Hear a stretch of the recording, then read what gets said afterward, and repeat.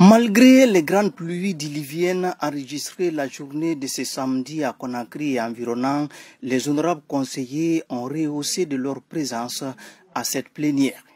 Une plénière marquée tout d'abord par ces prières et bénédictions à l'intention de toutes les victimes des inondations causées par la forte pluie qui s'est abattue sur la capitale ce matin.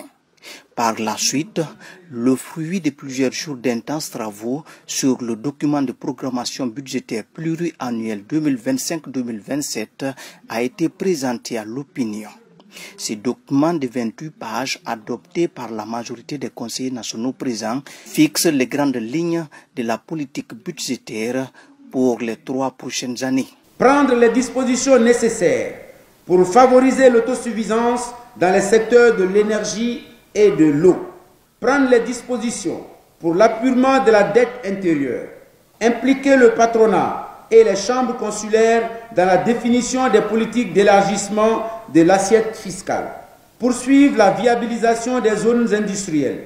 Envisager la construction des routes à péage.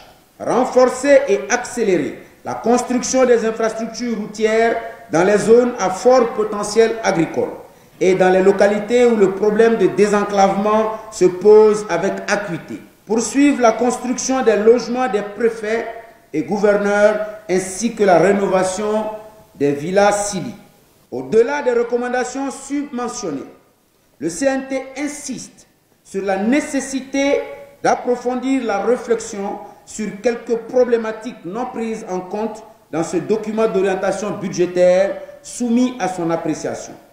Au vu de leur caractère stratégique et l'urgence qu'impose leur réalisation, le CNT invite le gouvernement à les inscrire dans ses priorités en termes d'action forte. Dans le cadre de l'explication de vote, les 8 commissions permanentes du CNT se sont relayées pour se prononcer sur l'état des lieux de leurs préoccupations.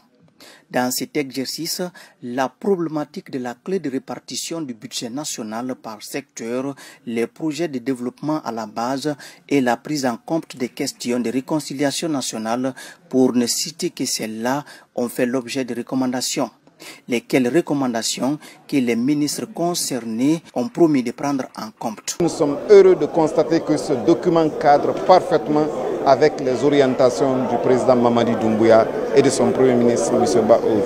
Nous allons mobiliser plus de ressources et dépenser plus efficacement vers les secteurs prioritaires que sont les infrastructures, le secteur social et puis tout ce qui est lié à l'investissement dans le capital humain.